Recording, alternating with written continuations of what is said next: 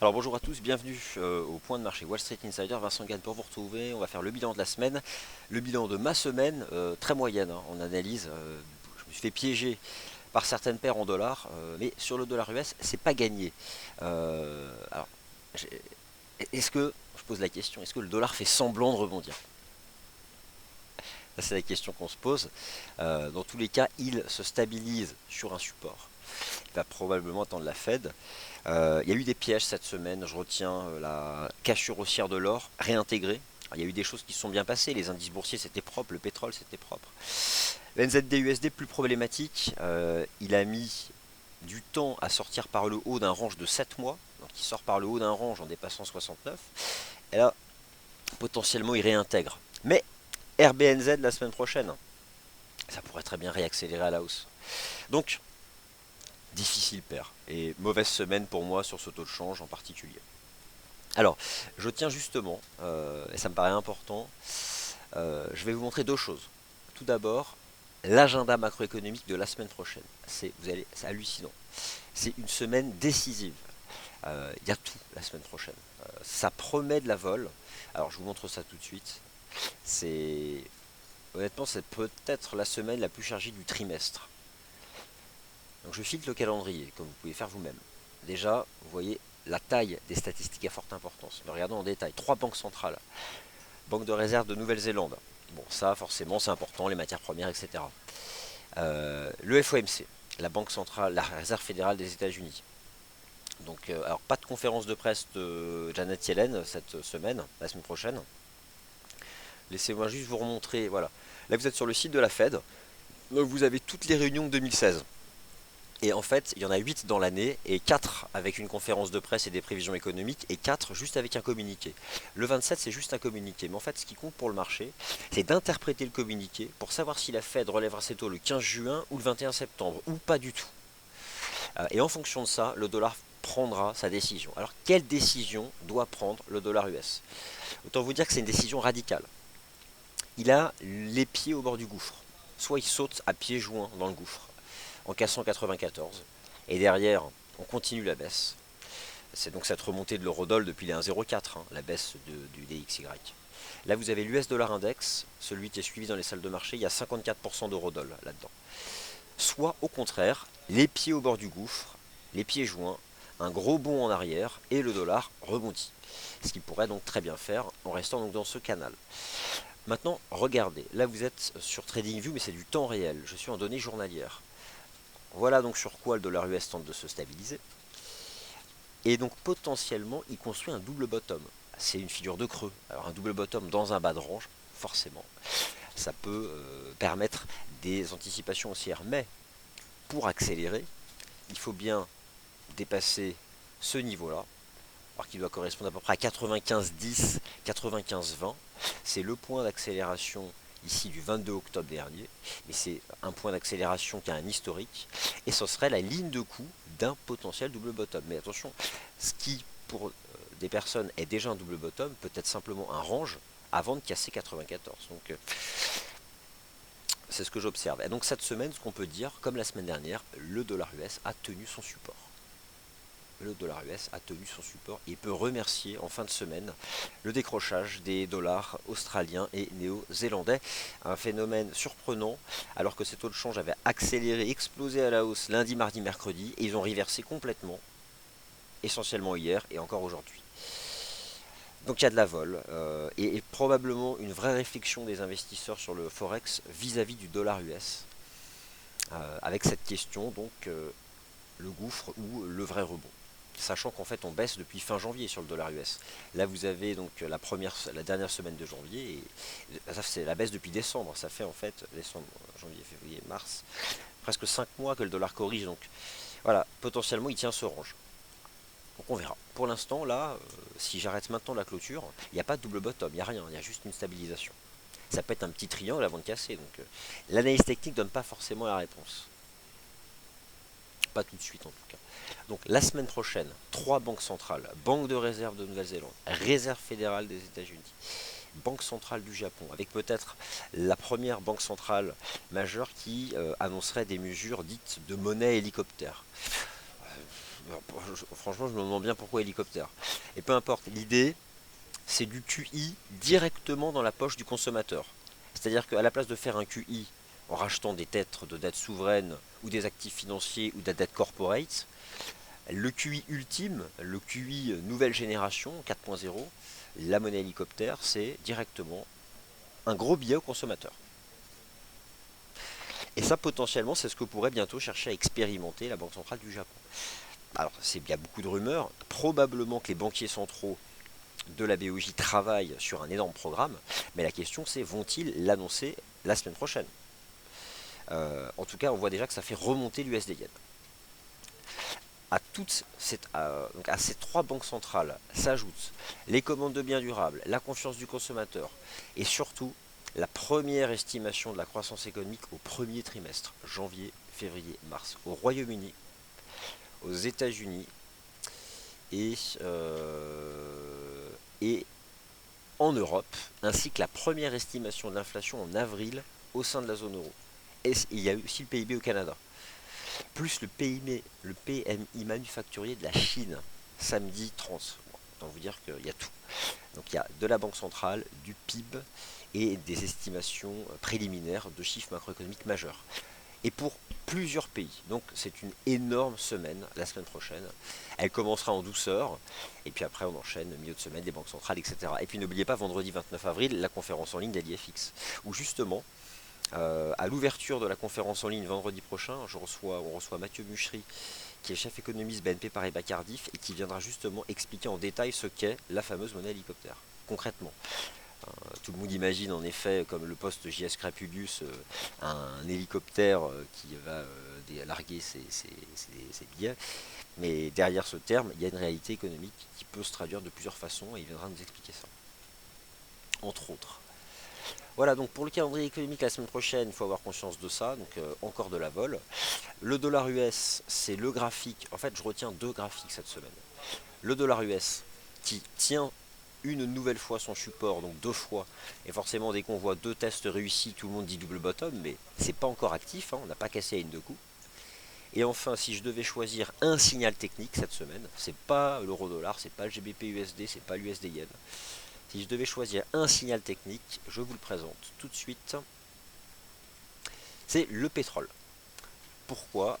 Eh bien, échec des négociations à Doha dimanche dernier, tout le monde s'attend à un décrochage, et en effet, gap baissier, décrochage du pétrole en séance asiatique, puis en séance européenne et américaine, tout le monde a racheté, on clôture au plus haut, et dans la foulée, on a cassé la résistance à 42 dollars. Donc au fond, parmi tous les signaux techniques, on va dire directionnels, le plus important pour moi cette semaine, c'est celui de l'US Oil, qui a participé naturellement à la reprise des indices boursiers. Alors, maintenant, on va au point de marché, je vais aller sur le FX, je vais vous parler un peu du Canada, il y a les chiffres de l'inflation qui ont été publiés tout à l'heure, il y a un impact en termes de volatilité sur justement le dollar canadien, donc on va étudier ça, et après le tour d'horizon habituel et vos questions. Alors, forcément, les chiffres de l'inflation au Canada, je ne sais pas si vous les avez regardés, c'est du solide, hein, on explose le consensus, le CAC se reprend, et encore une fois, USD CAD n'a jamais été haussier. Et j'ai presque envie de dire que on a fait le pullback daily parfait. Première résistance, c'est 1,2749. Bon, alors forcément là on rejette presque de 100 pips hein, sur l'inflation canadienne. Ça reste une superbe tendance baissière à moyen long terme.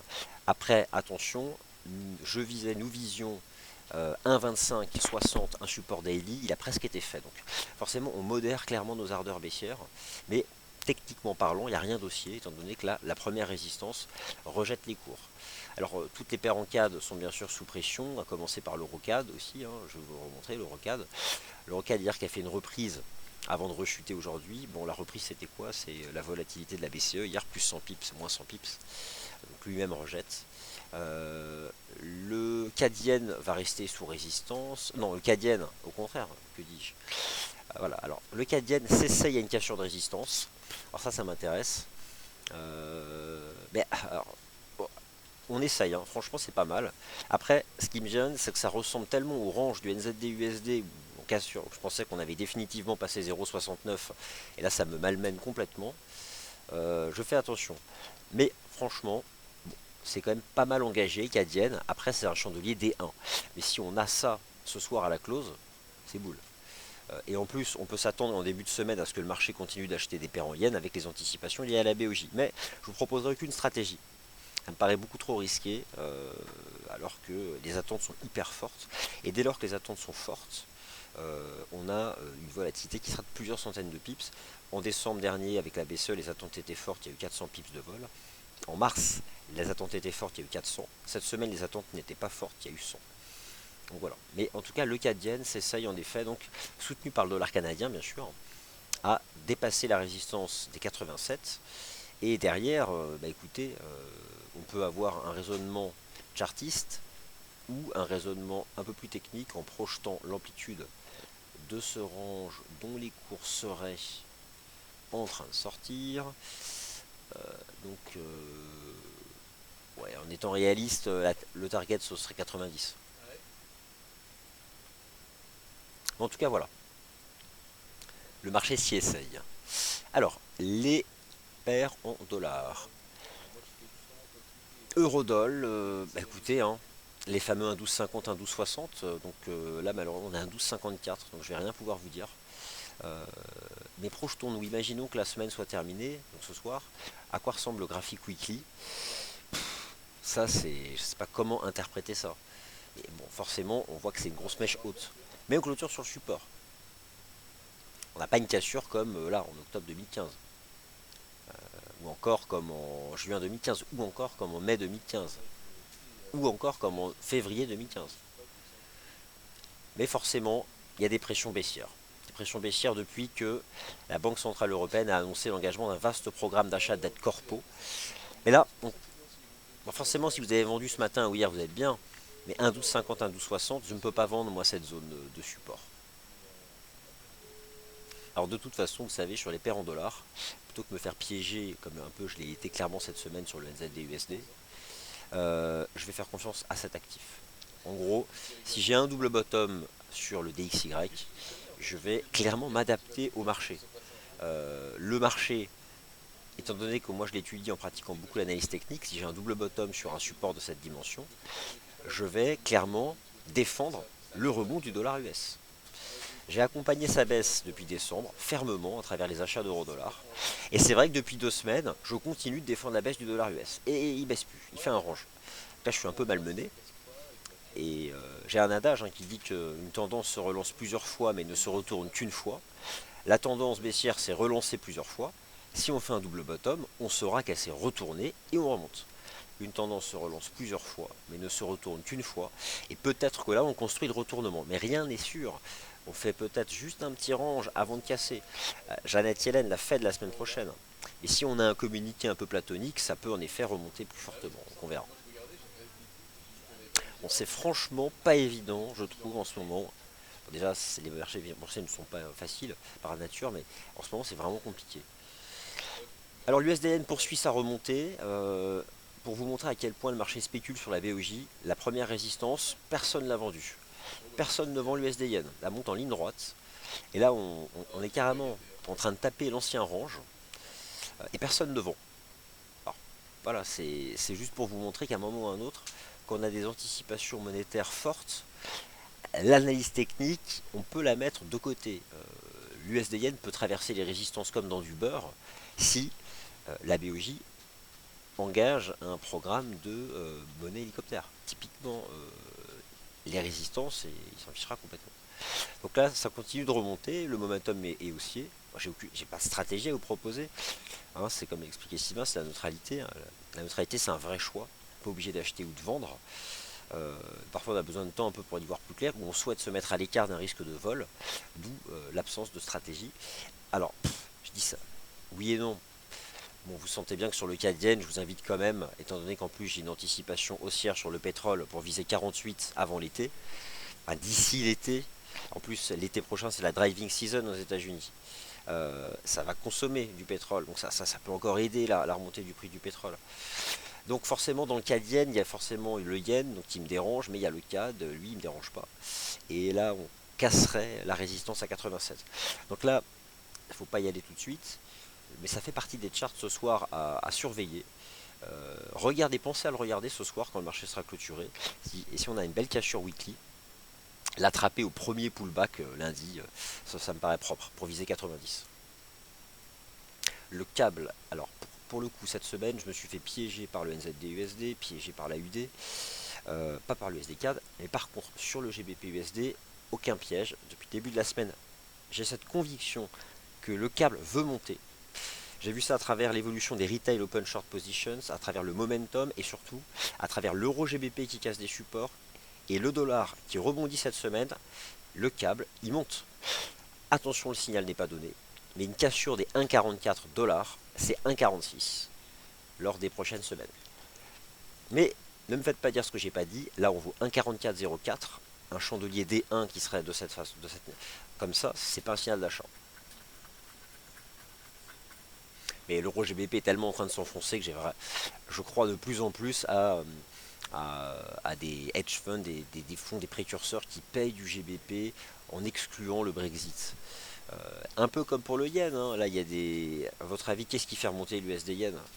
C'est pas la gestion standard, bon père de famille, c'est pas les maisons de gestion classiques, c'est du gros hedge fund FX qui paye de l'USD yen en spéculant sur l'intervention de la BOJ. Et vous allez voir qu'ils vont couper en partie avant la BOJ, et puis ils vont garder un solde hein, pour jouer la vol. Donc, je pense, moi, derrière le yen, depuis quelques séances, il y a du hedge fund FX, Forex, clairement, je pense.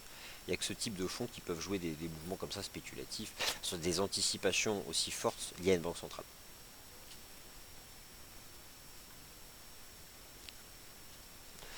Alors bah, l'USD CHF remonte, hein, comme l'euro-dollar baisse de toute façon. Donc oui, l'USD CHF, lui, il n'y a pas photo, il a donné un signal d'achat. Il a refranchi 0,9660. Donc cassure de résistance, je pensais qu'elle allait tenir. Donc là, pour le coup, ça fait partie cette semaine hein, des paires en dollars qui m'ont complètement malmené. Donc voilà, mais à coup de pas USD CHF, je me suis bien planté. Cassure de résistance, bon, parfait, ça c'est bon, ça monte. Alors forcément, pour l'USD CHF, c'est très le dollar, hein, c'est le dollar. Mais attention, l'eurodoll n'a pas encore cassé son support, donc je suis méfiant. De toute façon, j'ai même pas de réflexion sur l'euro. L'euro, je m'en fiche un peu. L'euro actuellement, le marché ne se positionne pas sur l'euro, il est hyper actif sur le yen avec la BOJ, sur le GBP avec le Brexit, sur le dollar avec peut-être l'envie de repayer du dollar US après 4 mois de baisse, la Fed, mais le CAD avec le pétrole, mais j'ai l'impression que l'euro il est plus en retrait, il subit vachement derrière.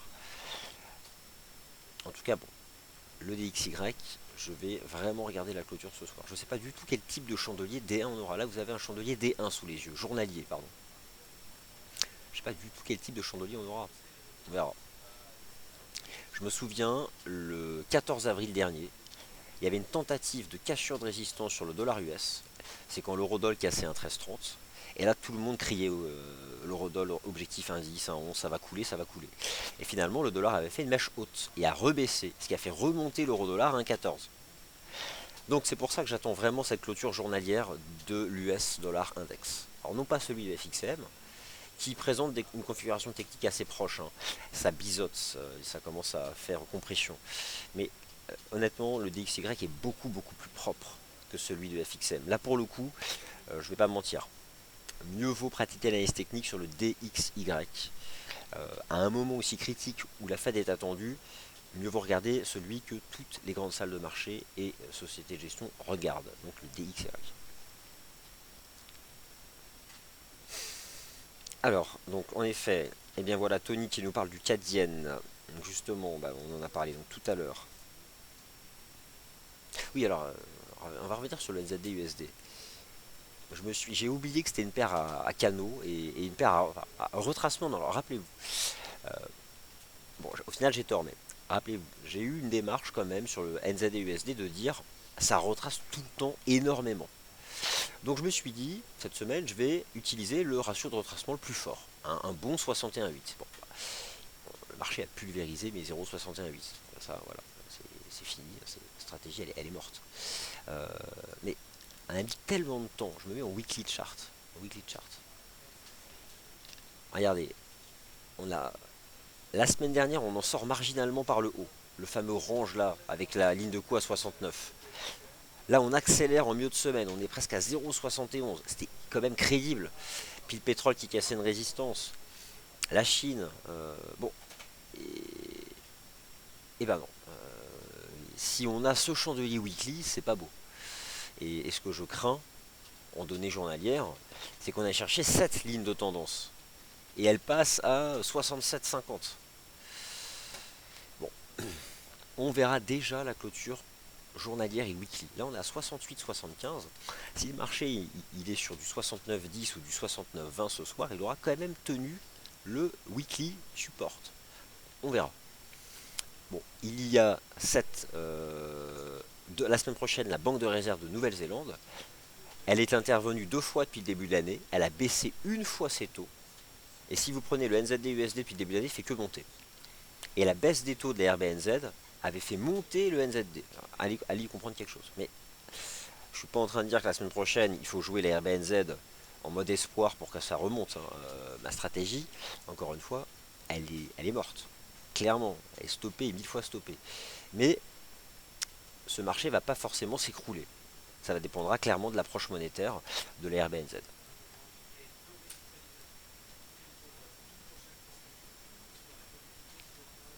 Alors JS Capelus qui dit merci pour l'USD CAD, ça compense ma perte NZD USD. Bon bah écoutez, tant mieux. Voilà, il y a comme quoi il n'y a pas eu que des erreurs dans mon analyse cette semaine. Rassurant. Vous avez vendu hier l'USD Yen sans raison, Tony, et vous vous êtes précipité. Le risque, alors nous c'est vrai que cette semaine on a beaucoup crié au loup, on a dit aucune stratégie sur les paires en Yen. Vous avez tenté de vendre un chiffre rond, ce qui n'est pas idiot d'un point de vue technique. La chose c'est que votre stop c'était 110-15, 110-20.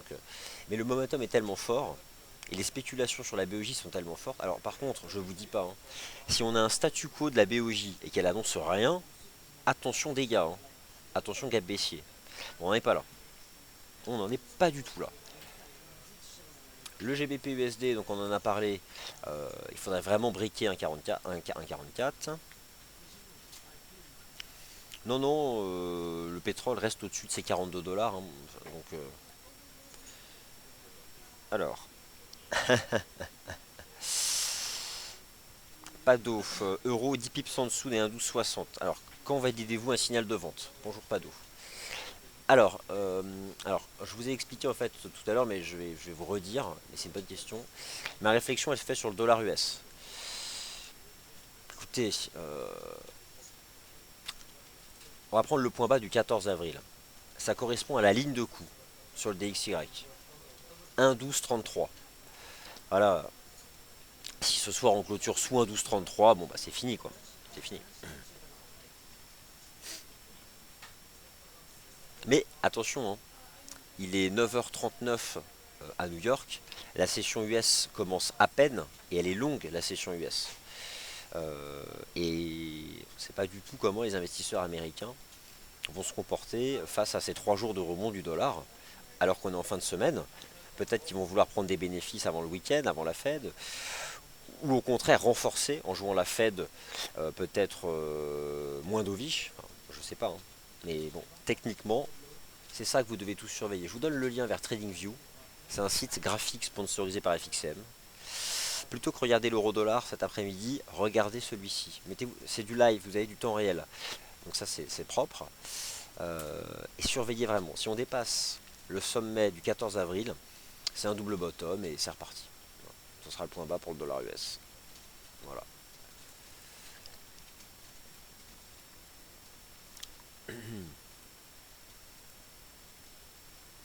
Qui, bon, avec le recul, finalement, 2 mois et demi de baisse, est-ce que c'est pas suffisant pour pricer la Fed un peu plus modérée?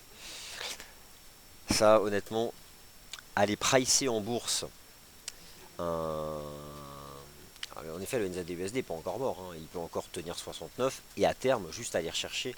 En fait, c'est un canal à faible pente. Voilà, on a pile poil tapé l'autre canal. D'accord, 1,061. Ok, bon, bah, autant pour moi. Donc là, forcément, sur du 67, soit 58, ce serait super à ce moment-là. On verra. La chose, en fait, pourquoi moi j'ai proposé 69, 40? Parce que j'étais persuadé que lorsqu'on a cassé ces niveaux-là, on était vraiment sorti par le haut du range. Donc je m'attendais vraiment pas à ce qu'on retrace tout le canal. C'est comme ça. Sébastien nous rappelle qu'il a racheté son USD Yen tout en bas. Alors bonjour, alors pour publier des graphes, il faut un serveur tout buzzy. Ah, c'est possible. Peut-être juste en mettant un commentaire, essaye Patrick, ou sinon voilà.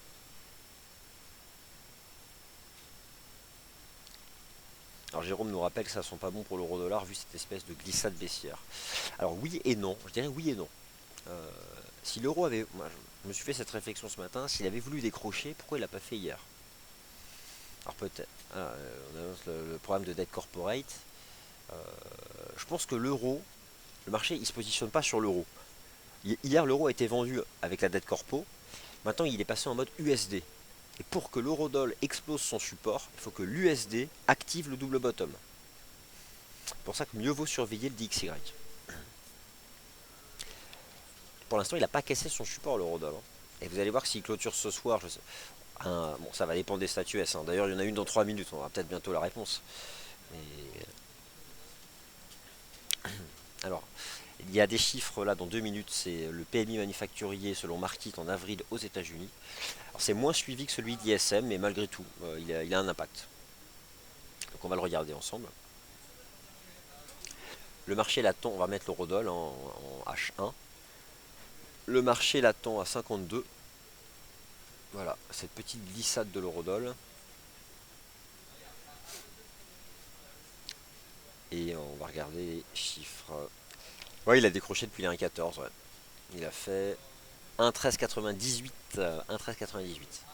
Alors moi c'est vrai que quand j'avais parlé la semaine dernière, rappelez-vous, il y a 10 jours, de la divergence haussière cachée daily, c'était pour remonter, chercher 1,1387, pour aller chercher le plus haut de ce chandelier. Au final ça a été fait. Et puis depuis, bon bah le marché, il n'avait pas la force de toute façon de casser un 14,50. De toute façon pour casser un 14,50, il faut un USD vraiment baissier, quoi. Et pour un USD vraiment baissier, c'est la Fed qui la semaine prochaine nous dit ah voilà, les taux, ce ne sera pas remonté ni le 15 juin, ni le 21 septembre, et éventuellement le 14 décembre. Mais bon, le problème c'est que la semaine prochaine, la Fed, il n'y a pas de conférence de presse de Janet Yellen. Donc bon, il n'y aura peut-être pas suffisamment d'éléments tranchants pour qu'il y ait une énorme vol sur le dollar US.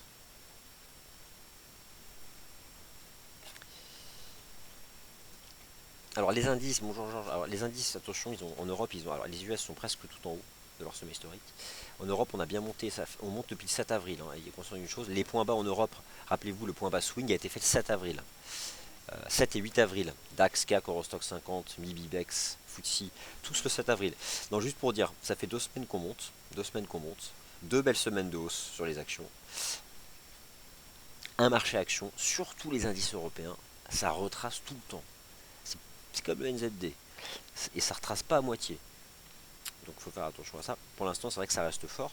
Pourquoi pas envisager en début de semaine prochaine un retracement, lundi, mardi, mercredi, un retracement, et puis avec la Fed, etc., la BOJ, terminé jeudi, vendredi prochain sur les chapeaux de roue. Un retour sur support en début de semaine, sur les indices boursiers, avant de finir en hausse jeudi et vendredi, avec la Fed et la BOJ.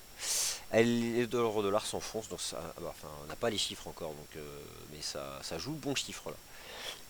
Ça joue le bon chiffre.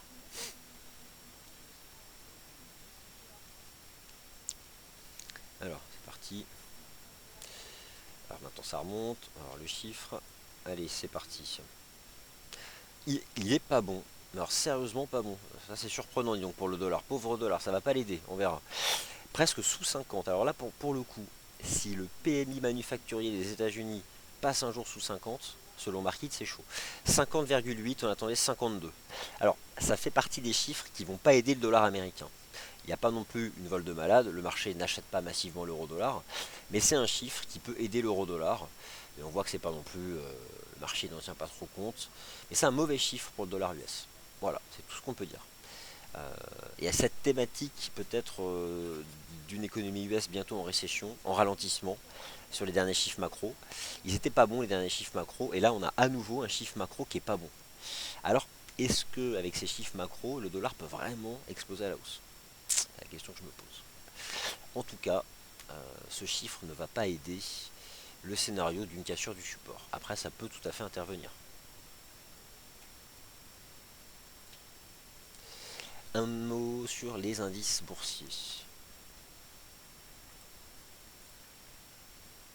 Et après, je vais céder la parole à Caroline Domanine pour un webinaire, l'émission Le Mental du Trader, hein, donc chaque vendredi. Et le thème aujourd'hui, il est pas mal. Faut juste que je le retrouve. Ça, c'est quoi ça? Alors, je le cherche. Je ne me vois plus programmer. Ça, c'est bizarre. Ah, je pense que Caroline Domanine a déjà lancé son émission. Et oui, elle a déjà lancé son émission. Donc, je vais devoir vous laisser, puisqu'elle a pris le créneau. Donc, je vous laisse donc pour l'émission Le Mental du Trader, le thème de la semaine, le point commun de 2 traders sur 3. Je ne sais pas de quoi elle va traiter, de quoi elle va parler, mais voilà, le thème du jour, c'est le point commun de 2 traders sur 3. Et ça commence dans 10 minutes, peut-être même dès maintenant, puisque a priori c'est déjà lancé. Merci à tous, bon week-end et de vive voix. Donc on se retrouve lundi matin pour le Good Morning Euro Dollar. Merci.